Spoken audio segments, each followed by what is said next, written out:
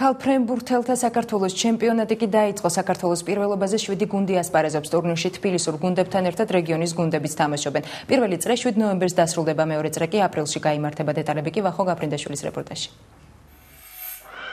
ქალფრენბურთთა შორის საქართველოს ჩემპიონატი დაიწყო. 2000-2011 წლის ასპარეზობაში 7 გუნდი მონაწილეობს. ტურნირში თბილისის გარდა რეგიონალური გუნდებიც ითამაშებენ. ჩემპიონატის პირველი ტური 1 ნოემბერს დაიწყო და 7 ნოემბერს დასრულდება.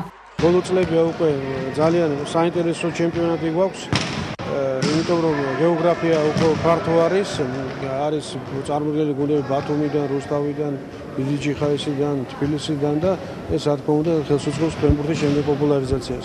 რაც შეეხება თვითონ სისტემას, პირველი ტური ტარდება წელს, მომავალი ტური ჩატარდება გაისად გაზაფხულზე.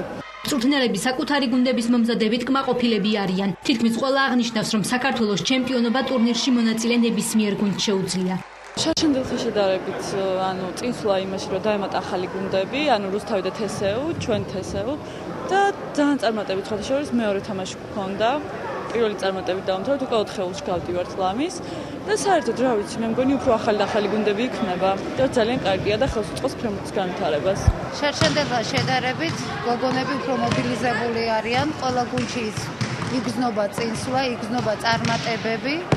ჩვენი გოგონები ბათუმის გუნდს რაც შეეხება მაქსიმალური მომზადების დონე აჩვენენ, კარგად მომზადებულები ვართ და შევხედავთ. შანსები არის იმის, რომ საპრიზო ადგილებზე ვიბრძოლოთ. დაიწყო საქართველოს ეროვნული ჩემპიონატი. თბილისის გუნდი მომზადებულია ამ პირველი ტურისთვის. ორი გუნდი გაერთიანდა, თბილისის შაშან ორი გუნდი ყავდა მოგესალმებათ. ახალგაზრდული და პირველი გუნდი გაერთიანდა და უფრო გაძლიერდა რა თქმა უნდა. შაშან გავიმარჯვეთ ამ საქართველოს ეროვნულ ჩემპიონატში და წელსაც იმედი გვაქვს, რომ გავიმარჯვებთ ისევ.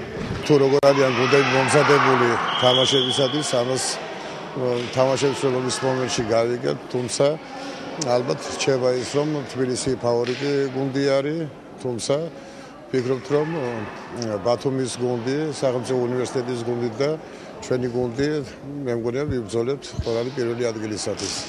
საქართველოს ფრენბურთის ფედერაციის პრეზიდენტი ლევან ახვლედიანი ამბობს, რომ საქართველოს ჩემპიონატის მთავარი მიზანი იმ ახალგაზრდა გოგონების გამოვლენაა, რომლებიც შემდგომში საქართველოს ეროვნული ნაკრების ღირსებას დაიცავენ და ლონდონის ოლიმპიადაზე თამაშის უფლებას მოიპოვებენ. საქართველოს ჩემპიონატის ძირითადი დატვირთვაა, რომ ის შეარჩიოს ეს მოთამაშეები, რომლებიც იასპარეზებენ გაისად აგვისტოში ლონდონის 2012 წლის ოლიმპიური თამაშების შესარჩევ ციკლში. საქართველოს ქალფრენბურთელთა ჩემპიონატის ერთ-ერთი გამორჩეული მატჩი დღეს აგრარული უნივერსიტეტის დარბაზში, თბილისის სახელმწიფო უნივერსიტეტსა და ბათუმის გუნდებს შორის გაიმართა. თესეუმ ბათუმელებს წინააღმდეგობა მხოლოდ პირველ სეტში გაუწია და საბოლოოდ მატჩი 3-1 დათმო.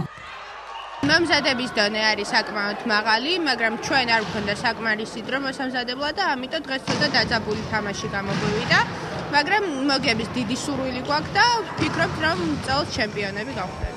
ძალიან მოვინდომეთ, გვინდოდა მოგება და ვეცადეთ ყველანაირად, რომ კარგად გვეთამაშა და მოგვეგო ეს თამაში.